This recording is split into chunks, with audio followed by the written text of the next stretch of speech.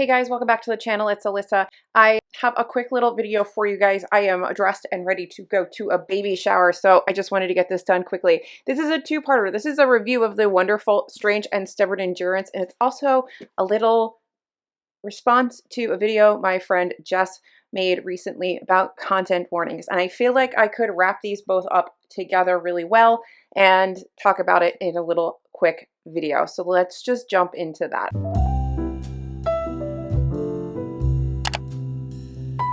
So hey guys, welcome back. Subscribe if you're not subscribed. Let's talk about some books, and let's talk about something that comes up a lot in the bookish community, and that is whether like content warnings and trigger warnings are actually kind of spoilers for books. So Jess Owens, my good friend, put out a video recently talking about content warnings, and she asked her subscribers and her followers to share their thoughts on whether they thought content warnings were trigger warnings or not. I was going to type out a whole long thing to her, but then I decided I didn't want to do that. I'm going to actually just make a little video here. So I'll insert a little clip of her sort of summarizing all of her questions, and I'm going to kind of answer her question while talking about this really great book that I just finished yesterday. I have a question. I need y'all to riddle me this.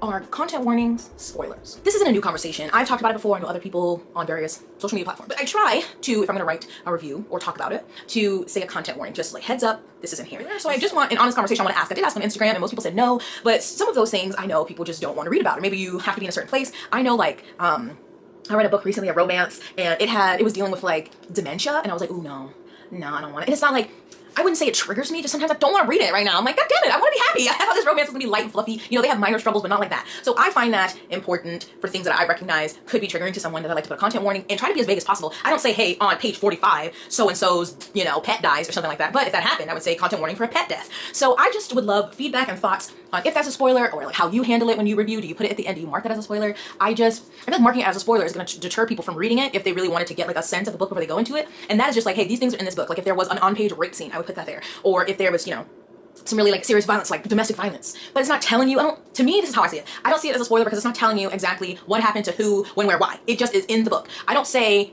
that'd be different if you're reading like a fantasy novel and the person's non-spoiler review says content warning, main character dies at end of book. That would be a spoiler. But if you're just like, this book has mentions of grief, violence, it's like, okay, but you don't know to who, why, where, what, you know, like, so again, please let me know your thoughts. Do you think that content warnings are spoilers? And I guess from both authors, because some authors are putting like content warnings at the beginning of their book, and from reviewers. So you've heard Jess's question, and I'd love to hear what you guys think too. And if for some reason you're following my tiny ass channel and you're not following Jess, go do that, because Jess is wonderful. I love that human being. She's fantastic.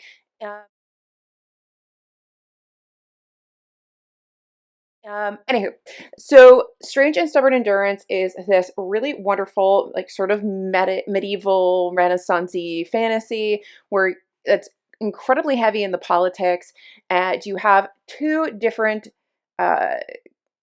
essentially countries that share like a past, and so they have to make this truce. They've kind of been at war, but they have to make this truce, and they have polar opposite values. Bellicin is the third son from Rallian, and he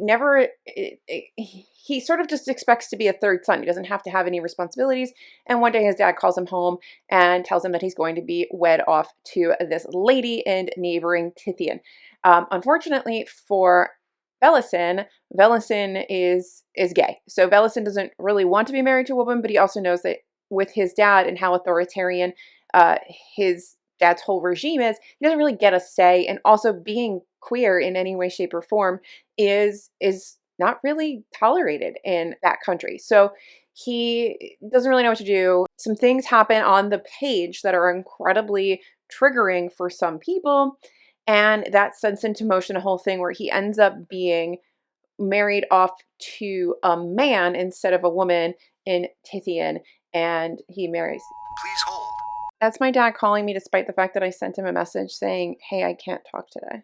What was I saying? So anyway, so Bellicin gets married off to Kay, and all these things happen on the way there. Kay has this very traumatic event that occurs before he basically gets exiled from his hometown. My dad keeps calling me. Please hold. Where the heck was I? Some really traumatic events occur to Bellicin, and they're on the page, and they're incredibly triggering for many people. So the author has done us the service of including trigger warnings and content warnings at the front of her book. The very incredibly traumatizing thing that occurs on the page also leads to other incredibly potentially triggering and traumatizing things that down the line as he's dealing with the after effects of this trauma that occurs to him. So in response to Jess's question about whether trigger warnings or content warnings are spoilers, my answer is yes and no. I think they do spoil key things that will occur in a plot, and I will tell you that what happens to Veliston is that he is SA'd, and then you have the fallout of him dealing with being assaulted, is that he now has PTSD, he is incredibly fearful, he is wanting to unalive himself, and the first sort of like big chunk of Veliston's character arc is him grappling with all of the internal struggles of having been assaulted, and then moving into being able to trust his betrothed husband, and then husband, to know these things about him, and then to like let some other people who can help him know as well, and then him growing after that trauma, along with all the political intrigue and magic and other things that come from a fantasy novel. So yes, are they sort of spoilery for things that may occur as like plot points in a book? Of course. However, I think that they're incredibly important and should be there, and you should choose whether you want to read it. You don't have to read them or not. But if you say, like, if you see a review on Goodreads or Graph or Amazon, I always want to call it Graph, Storygraph or Amazon or wherever you see your book reviews, and somewhere in there it says content warning, you can choose to read that or not. But I really think it's fantastic that authors are starting to include those things in the front of their books, because a lot of people can't read certain things.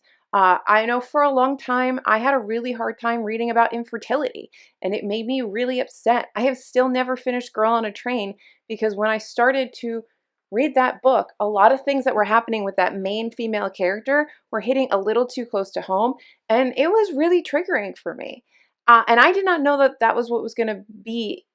That was what it was going to be about when I started reading it.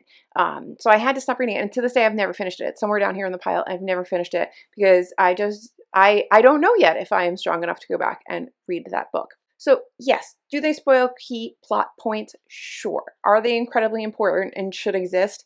Yes. Do you have to read them if you don't want to?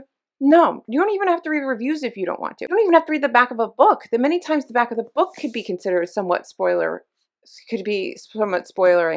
for certain books. Some books, even the cover will spoil things for you and you'll figure out something.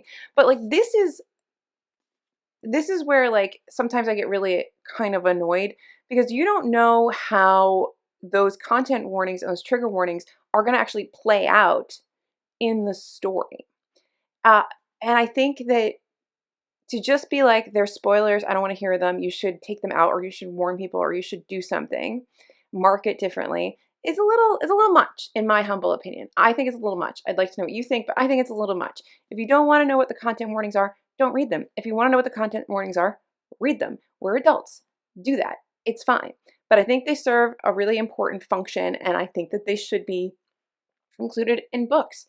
I mean, you could tell me that like half of this book is already spoiled for me because you know going in that this is going to be a romance, and you know going in that like 9 times out of 10 when you have a romance, it's going to go from some rocky thing to some happily ever after thing, or like happily for now thing, right? That's a spoiler. How is that not a spoiler? So are you going to tell me that if I'm reading a romance that don't tell me it's a romance, don't tell me it's a hate to love romance, because that's spoiling it. No, that's telling you what the genre of it is. And do you like hate to love romances? Do you hate miscommunication tropes? You might not want to read this. These are things that I think are important to know going into a book. If you know nothing else, at least know that certain basic facts about the setup of the plot and things that may occur along the way that might be triggering to you, so that you can choose whether or not to read it. This book has a ton of content warnings, like I said, and for me, the content warnings that are in this are not triggering to me. And in fact, a lot of the content warnings that are in this make this something that I kind of want to read, because sometimes I really want jacked up books because I want to feel something. I need to feel feelings. I am an inherently jaded human being. I mean, I do cry a lot. I'm a big baby, but that's for like pets dying and like romance and like that kind of stuff, I'm really sappy. Anything where in the movie the music would swell and be like really orchestral and just like heart-wrenching, those are the things that make me cry. Like I cry at Con Air every time he gets his daughter back. I cry because that's heart-triggering for me. But when it comes to like more violent things, like that does nothing for me. I am absolutely jaded to it. So the more screwed up, the more messed up the body horror, the like darker the gothic feel, like the grittier the human experience, it makes me feel something. So for me, content warnings can sometimes be the thing that makes me want to read a book. For somebody else, it might be the thing that makes me not read that book because I don't want to know it. So that's my long answer to Jess, which is why I didn't want to type it out in her comments. But I thought it was an interesting piece to plug into this review of Strange and Stubborn Endurance because this book is just so full of so many trigger warnings. However, it is so worth the read if these are things that are not triggering to you. I think the gender and sexual politics in Tithian and how open-minded and accepting this country in this book is just makes you almost hopeful that there could ever be a world where people could just be who they are and that everybody has value. But it also points out some flaws. There are some flaws where even in this like place which is somewhat ideal, there are still those like internal struggles and miscommunications between families. There are still things that go wrong. But really, it's better to have things like that in a place where you can be accepted as who you are than to have all of that and to have to hide who you are, like Velison had to do for years in his home country. So I loved everything about this book. It is an incredibly detailed book in terms of the world building, the different cultures that she builds out. Foz Meadows. Oh shoot, I don't even know what I was saying. Sorry, my dad calling me twice while filming really threw me off. This was supposed to be a super quick little video, and now like my brain is everywhere. I had my thoughts completely together, and then they just went like out the window when my dad called me. Anyway, okay, so Foz Meadows builds this incredibly detailed world, and if you're a writer and you ever use like Campfire to develop a fantasy world with religions and different peoples and races and creatures and magic systems and all the details that go into building a really rich, believable and vibrant fantasy world, you can tell that she has done all those exercises in here. Like you know the clothing each place wears, you know the politics of each place, you get an idea of their hand gestures and their symbolism and their different foods and their different just things that make up a different culture. She really creates it here in a different religion and different stratospheres. And there's a lot of exposition at times where she is describing the world in which Kay and Velison live, and how it compares to where Velison came from.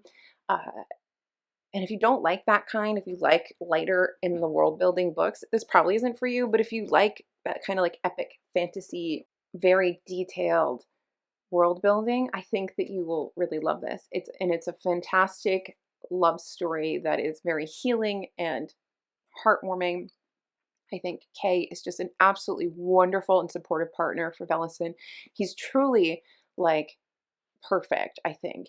He's like a great fighter, he's handsome, he's caring, he is supportive, he's gentle and sexy, and I think that he's marvelous and exactly what someone like Velison needs. Like the first half of this book, you just want to hug Velison because he goes through so much and then he heals, and you get to see he starts out as this sort of superficial character, and you get to see the depth of him as he comes through his trauma and how just wonderful Velison is as well as a character. So like clearly I keep gushing about this. I think that this was absolutely, absolutely a wonderful, wonderful, wonderful read and answers the question for me, or is an example of the answer to the question for me about whether or not trigger warnings and content warnings are necessary or if they're spoilery.